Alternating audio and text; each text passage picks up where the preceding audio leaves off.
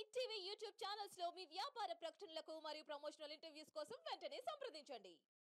అందరికీ నమస్కారం. నా పేరు సింధు.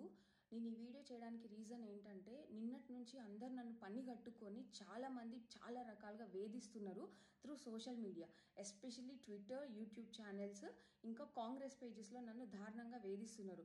ఎందుకు వేధిస్తున్నారు అని అంటే, నేను కేటీఆర్ మనిషిని, కేటీఆర్ పెయిడ్ ఆర్టిస్ట్ని అని మాట్లాడుతున్నారు. నేను ఏ రకంగా కేటీఆర్ మనిషిని చెప్పండి. నేను బీఆర్ఎస్ గవర్నమెంట్ ఉన్నప్పుడు కూడా మాకు సంబంధించిన జాబ్ నోటిఫికేషన్స్, ఇంకా దానికి టీఎస్పీఎస్సీకి సంబంధించిన ఇష్యూస్ మీద మేము కంటిన్యూస్గా ఫైట్ చేస్తూనే వచ్చినాం. గత బీఆర్ఎస్ గవర్నమెంట్ ఉన్నప్పుడు కూడా మేము ఫైట్ చేసినాం, ఇప్పుడు కూడా ఫైట్ చేసినాం. బీఆర్ఎస్ గవర్నమెంట్ ఉన్నప్పుడు మేము కాంగ్రెస్ని అప్రోచ్ అయినాం. మరి అప్పుడు కాంగ్రెస్ని అప్రోచ్ అయినందుకు నేను కాంగ్రెస్కి పెయిడ్ ఆర్టిస్ట్ని అవుతానా? కాంగ్రెస్ వాళ్ళు నన్ను అప్పుడు కొని ఉన్నారా? అప్పుడు లేనిది ఇప్పుడు నేను బీఆర్ఎస్కి పెయిడ్ ఆర్టిస్ట్ని ఎట్లా అవుతాను? అవును, మేము కాంగ్రెస్ పార్టీ దగ్గర మా సమస్యల్ని పెట్టదలుచుకున్నాం. బిఫోర్ ఎలక్షన్స్ పెట్టినాం. సేమ్ టైమ్ బీఆర్ఎస్ దగ్గర కూడా పెట్టదలుచుకున్నాం. బీఆర్ఎస్ దగ్గర కూడా వెళ్ళి మేము మా ప్రాబ్లమ్స్ ఇవి, మీ వల్ల మేము పడిన బాధలు ఇవి, మాకు మీరు వస్తే చేసే సొల్యూషన్స్ ఏంటి అని అడగడం. అట్లా అడగడం ఎంతవరకు తప్పు? నేను బీయింగ్ ఎ పర్సన్ ఒక పార్టీకి సంబంధించి ఒక పార్టీని ఎంచుకోవాలా లేదా అన్నది నా choice. At the same time నేను న్యూట్రల్గా ఉండాలనుకోవడం కూడా నా చాయిస్. ఇప్పుడు మీరు అందరూ అంటున్నారు కదా, నేను బీఆర్ఎస్ పెయిడ్ ఆర్టిస్ట్ అని చెప్పి. ఏ ఒక్కరైనా నన్ను ప్రూవ్ చేయగలుగుతారా నేను బీఆర్ఎస్ పెయిడ్ ఆర్టిస్ట్ని అని? నేను ఎక్కడైనా బీఆర్ఎస్ కండువా కప్పుకొని ఉన్నానా? ఏ ఒక్క చోటనైనా నేను బీఆర్ఎస్కి ఓట్ వేయండి అని చెప్పిన దాన్ని ఏ ఒక్కటైనా బయట పెట్టండి. ఈరోజు బయట పెట్టి మాట్లాడండి. బయట పెట్టకుండా ఒక ఆడబిడ్డను పట్టుకొని అడ్డగోలుగా ట్విట్టర్లో, ఫేస్బుక్లో, ఇన్స్టాగ్రామ్లో ఎక్కడంటే అక్కడ ట్రోల్స్ చేస్తున్నారు. ఇది ఎంతవరకు సమంజసమని నేను అడుగుతున్నా. ఎందుకు ట్రోల్ చేస్తున్నారు అంటే, ఇప్పుడు మేము క్వశ్చన్ చేసేది కాంగ్రెస్ గవర్నమెంట్ నిరుద్యోగులకు ఇచ్చిన హామీలనే కదా క్వశ్చన్ చేసేది.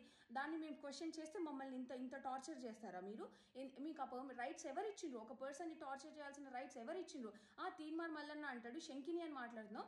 తీన్మార్ మల్లన్న ఏ రకంగా శంకినిగా కనిపిస్తున్నా నీకు? నేను ఇదే సమస్యల మీద, ఇదే టీఎస్పీఎస్సీ సమస్యల మీద నేను నీ స్టూడియో కూడా వచ్చి మాట్లాడినా. ఆ రోజు నేను శంకిని లాగా కనిపించలేదా నీకు? ఆ రోజేమో నేను దేవతలాగా కనిపించిన, ఈ రోజేమో శంకిని లాగా కనిపిస్తున్నానా? అయినా కాంగ్రెస్ గవర్నమెంట్కి నిరుద్యోగులందరూ ఈ రోజు ఎందుకు అంత చేదుగా కనిపిస్తున్నారు?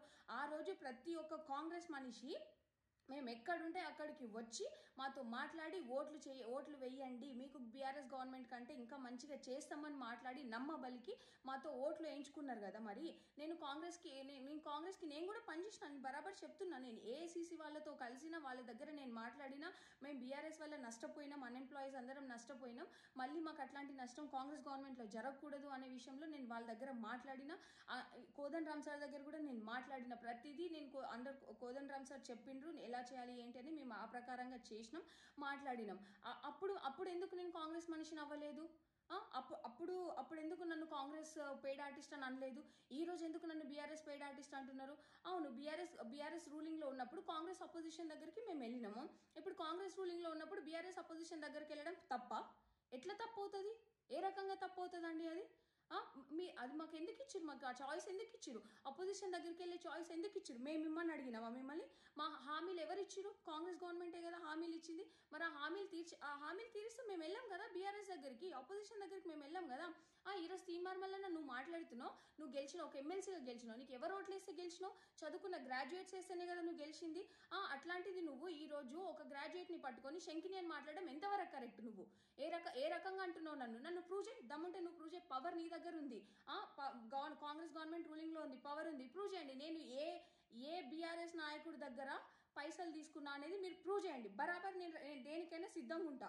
ఈరోజు ఏమి తెలియకుండా ఇష్టంగా ఒక ఆడబిడ్డను పట్టుకొని ట్రోల్ చేస్తే ఇంకోసారి కాంగ్రెస్ గవర్నమెంట్ని క్వశ్చన్ చేయదని మీరు అనుకుంటున్నారా? ఇట్లా ఎంతకాలం భయపెట్టి అణచివేస్తారు నిరుద్యోగుల్ని? సరే, నేను ఒక్కదాన్నంటే వచ్చి నా కాంగ్రెస్ మీద కోపం ఉండి నేనేదో చేస్తున్నా అనుకోవచ్చు. మరి నిన్న వచ్చిన వేల మంది నిరుద్యోగులు ఎవరిని చూసి వచ్చిరు? ఎవరు రెచ్చగొడితే వచ్చిరు? రెచ్చగొడితే 1000 మంది వస్తారు, 2000 మంది వస్తారు, అంతే తప్ప ఇంకా ఎక్కువ రారు కదా. కానీ నిన్న ఎంతమంది వచ్చిరు మీరు కనిపించట్లేదా? మీకు ఇంటెలిజెన్స్ రిపోర్ట్ లేదా? వాళ్ళందరూ ఎందుకు వచ్చిరు? వాళ్ళ కడుపు మండే కదా వచ్చింది. ఒకరు రెచ్చగొడితే రెచ్చిపోయి రావడానికి వాళ్ళు ఏమి ఇది కాదు కదా. అందరూ ఎడ్యుకేటెడ్, వాళ్ళకి తెలుసు ఎవరు రెచ్చగొడుతున్నారు ఎవరు రెచ్చగొట్టట్లేదని వాళ్ళకి తెలుసు కదా. సరే, కొంతమంది అంటే ఫాలోవర్స్ ఉంటారేమో, మరి మిగిలిన వాళ్ళందరి గురించి ఏం చెప్తాం? వాళ్ళకి సమాధానం చెప్పండి. ఎందుకు సమాధానం చెప్పట్లే? ఏమన్నా అంటే కొంచెం ముందుకొచ్చి క్వశ్చన్ చేస్తే కాంగ్రెస్ వాళ్ళు చేసేది మెంటల్గా మానసికంగా ఎంత టార్చర్ చేయాలో అంత టార్చర్ చేస్తున్నారు. నేను చెప్తున్నా, మీరు ఏ రకంగా ఎంత టార్చర్ చేసినా కానీ నేను తగ్గను, నేను తగ్గేది లేదు. ఎందుకు తగ్గాలండి? నేనేం తప్పు చేసా? మేము మా శాంతియుత నిరసన తెలుపుకోవడం ఇట్స్ ఆర్ ఫండమెంటల్ రైట్. మీ గవర్నమెంట్ ఎందుకు వైలేట్ చేసింది మా ఫండమెంటల్ రైట్ని? అంతమంది పోలీసులను పెట్టి ఎక్కడక్కడ ఎందుకు అరెస్ట్ చేయించింది? అంటే నిరుద్యోగులకు భయపడే కదా అరెస్ట్ చేయించింది.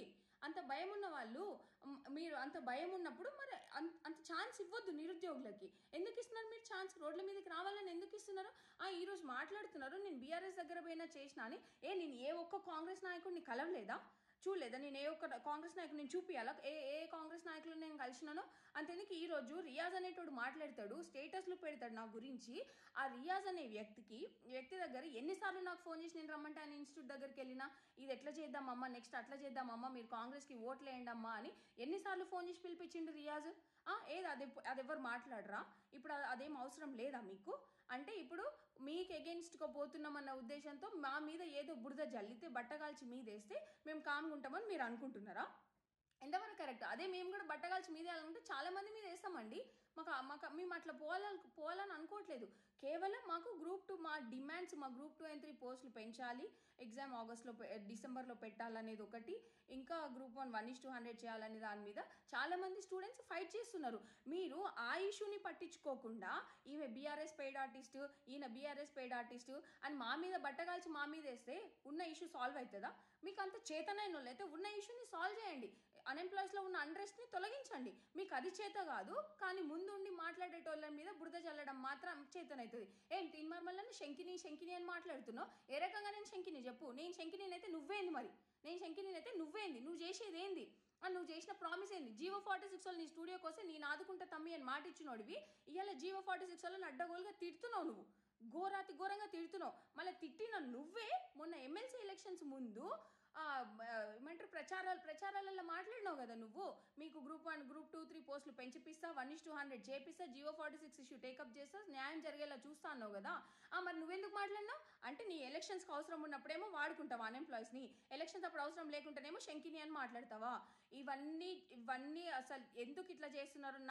రేపొద్దున నాకేమన్నా అయితే దీనికి కారణం ఖచ్చితంగా తీన్మార్మల్లన్న రేవంత్ రెడ్డి, కాంగ్రెస్ గవర్నమెంట్ మాత్రమే. ఎందుకు అనంటే ఒక ఆడపిల్ల అనేది కూడా చూడకుండా అడ్డగోలుగా మాట్లాడుతున్నారు. ఇదే ఆడపిల్లని నేను బయటకు వచ్చి బీఆర్ఎస్ గవర్నమెంట్ ముందు ఫైట్ చేస్తున్నప్పుడు ఈ రోజు నన్ను ట్రోల్ చేసే మనుషులే బాగా ఫైట్ చేస్తున్నావమ్మా నువ్వు చెయ్యి, ఇట్లనే మన డిమాండ్స్ మనం సాధించుకోవాలి, అది మన హక్కు అని చెప్పినోళ్ళు ఇవాళ ఎందుకు హక్కు కాకుండా పోతుంది? ఆ రోజు మన డిమాండ్స్ మనం సాధించుకోవాలనుకోవడం హక్కు అయితే ఈ రోజు కూడా హక్కే కదా. కేవలం గవర్నమెంట్ రూలింగ్ పార్టీస్ మారినాయి అంతే. గవర్నమెంట్లో మొన్న బీఆర్ఎస్ ఉంది, ఇవాళ కాంగ్రెస్ ఉంది అంతే తప్ప దానికి మేము హక్కులు సాధించుకోవాల్సిన కెపాసిటీ మాకు ఉంటుంది. డెఫినెట్గా మేము హక్కులు సాధించుకుంటాం. పార్టీ మారినంత మాత్రం రూల్స్ మారుతాయా? గవర్నెన్స్ రూల్స్ మారుతాయా? మారవు కదా. మీరు మరి అంత ఉన్నోళ్ళు మీరు ఎందుకు చర్చలకు రావట్లేదు నిరుద్యోగులతోటి? ఎంతసేపు కోవట్లను పెట్టుకొని వాళ్ళు చెప్పిందే వింటారు కానీ మరి నిరుద్యోగులతో ఎందుకు డైరెక్ట్గా మాట్లాడట్లేదు? సరే బీఆర్ఎస్ గవర్నమెంట్ వాళ్ళు ఎవరికి యాక్సెస్ ఇవ్వట్లేదు, ఎవరు మాట్లాడట్లేదు, ఎవరిని దగ్గర తీసి మాట్లాడట్లేదు అని మాట్లాడుతున్నారు కదా. మరి మీరెందుకు ఇవాళ పిలిచి మాట్లాడట్లేదు? మీరెందుకు అన్ఎంప్లాయీస్ని పిలిచి మాట్లాడట్లేదు? మాతో ఎందుకు చర్చలు జరపట్లేదు? మీరే కదా అన్నది మీకు ప్రజాప్రభుత్వం అనేసి మాట్లాడారు. ప్రజాప్రభుత్వంలో మేము మీ దగ్గరకు వచ్చి అడుగుతాము, మిమ్మల్ని మీతో చర్చలు చేస్తామన్నారు. ఎక్కడ పోయినాయి చర్చలు? ఈరోజు చర్చలు పక్కన పెడితే మనుషుల్ని పర్సనల్గా అటాకులు చేపిస్తారా మీరు? మా స్టూడెంట్స్లోనే కొంతమందిని కొనేసుకొని వాళ్ళతోటి పర్సనల్ లెవెల్ అటాకింగ్స్ చేపిస్తున్నారు. నేను చెప్తున్నా, ఈరోజు రేపు పొద్దున్న నాకేమన్నా జరిగితే, నాకు కానీ నా ఫ్యామిలీకి కానీ ఏమన్నా నష్టం జరిగితే దానికి కారణం తీన్మార్మల్లన్న, ఇంకా రేవంత్ రెడ్డి, ఇంకా కాంగ్రెస్ గవర్నమెంట్లో ఉన్న పెద్దలు. ఇది మాత్రం 100%. ఎందుకంటే నన్ను ఎంత మానసికంగా వేధించాలో అంత మానసికంగా వేధిస్తున్నారు. మానసికంగా వేధించినా సరే నేను ఒకటి చెప్తున్నా, నేను బీఆర్ఎస్ పెయిడ్ ఆర్టిస్ట్, నేను బీఆర్ఎస్ మనిషిని, బీఆర్ఎస్ నుంచి నేను పైసలు తీసుకున్నా అని ఈరోజు నా మీద ట్రోల్స్ చేసిన ఏ ఒక్కడైనా ప్రూవ్ చేసినా నేను దేనికైనా నేను సిద్ధంగా ఉన్నా. ప్రూవ్ చేయండి, మాటలు అనడం కాదు, ప్రూవ్ చేయండి, ప్రూవ్ చేసి చూపించండి. పవర్ ఇవాళ మీ చేతిలోనే ఉంది. ప్రూవ్ చేసి చూపించండి, చూపించిన తర్వాత మాట్లాడండి. అంతే తప్ప ఊరికేనే బట్టగాల్చి మీదేస్తా, శంకిని ఇట్లాంటి పదాలు మాట్లాడితే మాత్రం నేను ఊరుకునేది లేదు. లీగల్గానైనా నేను పోవడానికి సిద్ధంగా ఉన్నా.